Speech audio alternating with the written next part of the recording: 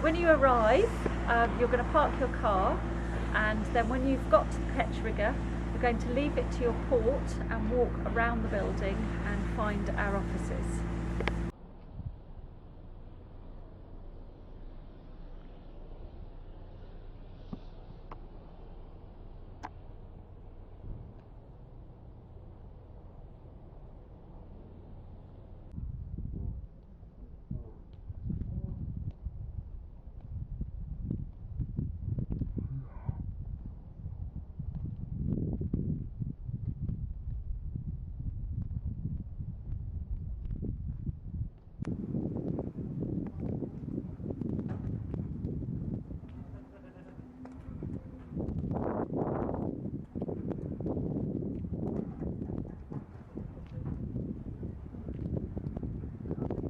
So welcome to our new look office. When you come in, your boat paperwork will be all here, so pick up the one that for your boat, and then it'll have all the details inside. The office staff will still be here to help you through with anything. Your new look boat pack.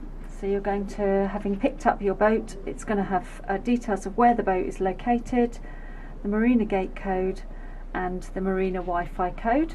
There's going to be some details about the yacht here, along with what we would want you to do at the end of your charter.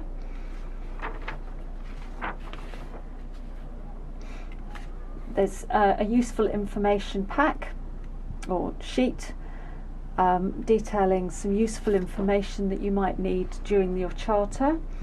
One of the really key things is our office hours number and the out of hours number, and also sea starts number.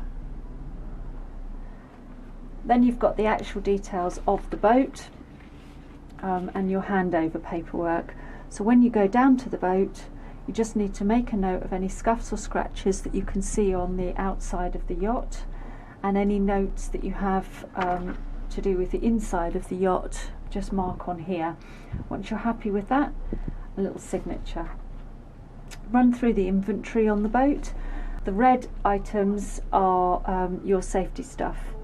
Once you've been through this, and it does go on to 2 pages, ring the office and our fleet team will come down and talk you through from the pontoon anything else that you need to know. On the return of the charter, make sure that you're here an hour, 90 minutes to an hour before you're due to exit the yacht. There's some reminders in here about how we like the boat left. Let us know if you have refueled. In the joining instructions, there's some details about the new requirements for refueling at MDL, so please do make sure that you follow those. Let us know if you've used the dinghy or if you've changed the gas, and then let us know if you've got any losses, breakages, damages or defects on your yacht. Just pop those in there. We do like to know about any defects so that we can make sure that we can fix them. And then once you're happy with that, a little signature. So when you're coming up to the office, you will we'll also work through all of your paperwork with regard to your security deposit and any additional paperwork that we've asked you to bring. If you need any optional extras, please, we do ask that you've ordered these in advance to make sure that we have them ready for you.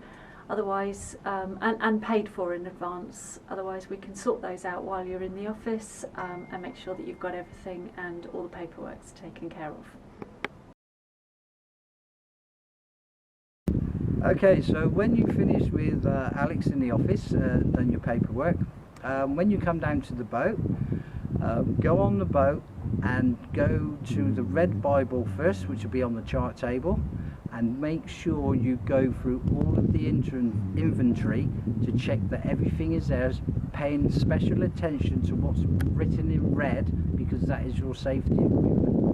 Once you're happy with everything, then you can give the office a call and one of us will come down for you to sign the paperwork and to answer any of your questions, or anything you cannot find that's on the inventory, we will find for you. So if you've got any questions, then we can answer all your questions and also give you tips on the best way of taking the boat out from the berth.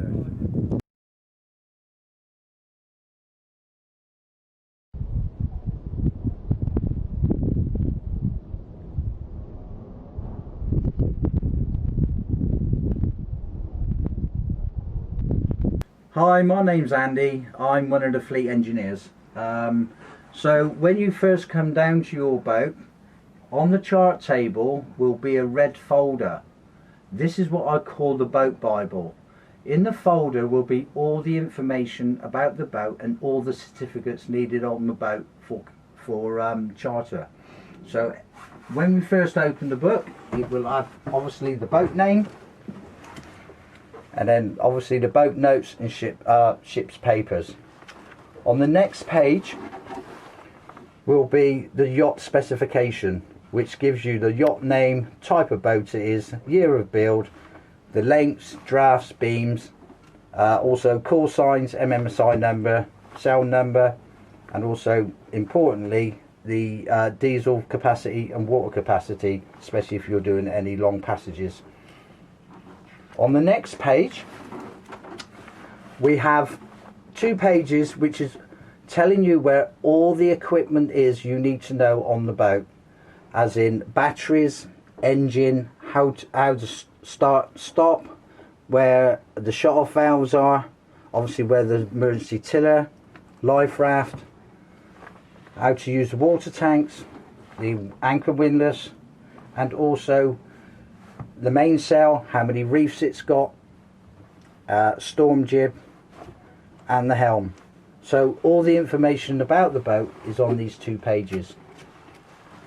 On the next page we have a diagram showing you where all the through hull fittings are, as in head sinks, outlets, toilet inlets, speed and transducers, so you know if you get any leaks on the boat, have a look round by where the through hull fittings are or anything like that. On the next page, which is an important one, is one again showing you where all the safety equipment is on board and where it's stowed. Next to that we have another copy of the inventory, but do pay close attention to what's in red, because that is all your safety equipment that is on board, and it tells you exactly where it is. On the next page we start going then through the boat papers. So it's just all the standard builder certificates, schedules, but an important one is your compass deviation card. So if you are doing any long passages, you just need to know the deviations for the compass.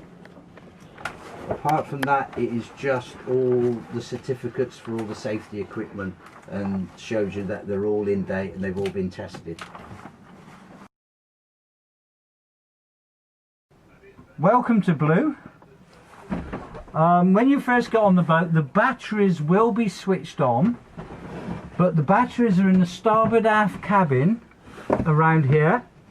At the moment all the batteries are switched on. If they're in the horizontal position, they are switched off.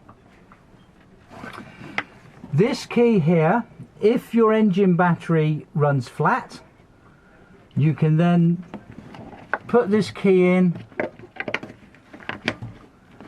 turn it on, and it will connect all the batteries together, so you can use your domestic batteries to be able to start your engine. Once the engine's running, turn this switch off and remove the key. Also on here is the breaker for the windlass. If it trips, it will go up to there. All you need to do is reset it. Also, you have an emergency fuel shut off, and that's it.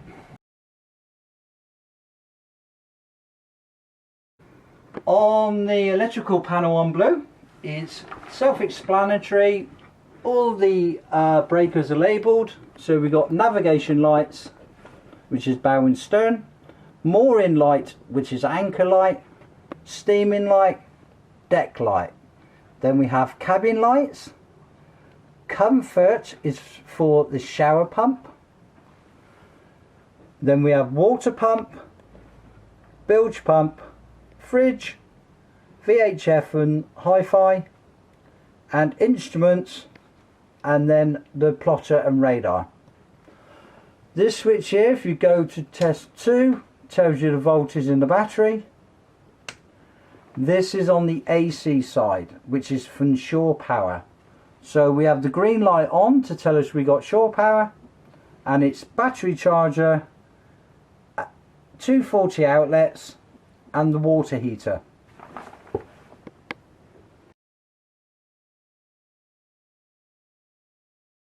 Blue is fitted with a gas solenoid, which is an electronic solenoid, which is the solenoids are cut off for the gas in the gas locker. The controls for it is down by the chart table. So as long as you turn the gas bottle on and also the gas valve in the port aft cabin hanging locker, we need to turn the power on. When I turn the power on, the green light will come on here, but also the red light, as so. So now it will take at least a minute before this red light goes out. When the red light goes out and it's safe, it will then open up the gas solenoid, which is in the gas locker. Now with the red light out and the green lights on, the gas is now opened up so you can use the cooker. On Blue we have 2 water tanks, one forward and one aft. So if you do run out of water in one of the tanks, we need to change over to the second tank. That is under the port side of the saloon, which is under here.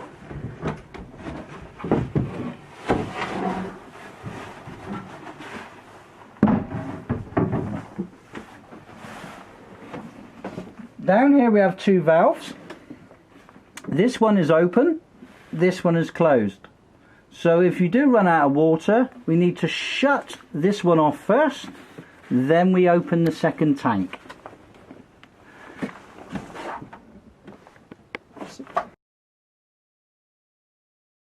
The starting procedure for Blue is the engine battery switched on.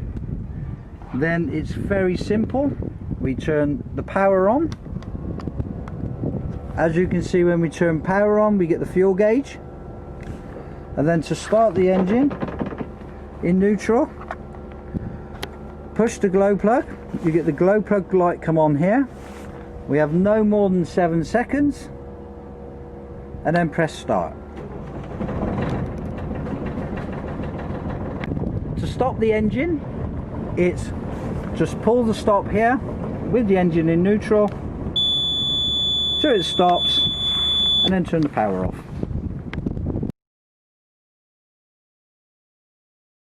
On Blue we have 3 reefs. Reef 1 and Reef 2 are single line, so it's just pulling in one line. Reef 3, you still don't have to go out of the cockpit, you have 2 lines. One line does the luff, the other line does the leach. So you need to pull these 2 to pull in the 3rd reef. But apart from that, the other Reef 1 and Reef 2 are single line. The genoa is a standard genoa on the furling system. So please, when you're furling the genoa in, please do not put it onto a winch. If you have problems with the furling system and you cannot pull it in by hand, then there must be a problem. If you can't see what the problem is, drop the genoa onto the deck, give us a call, and we will sort it out or talk to you through it on the phone.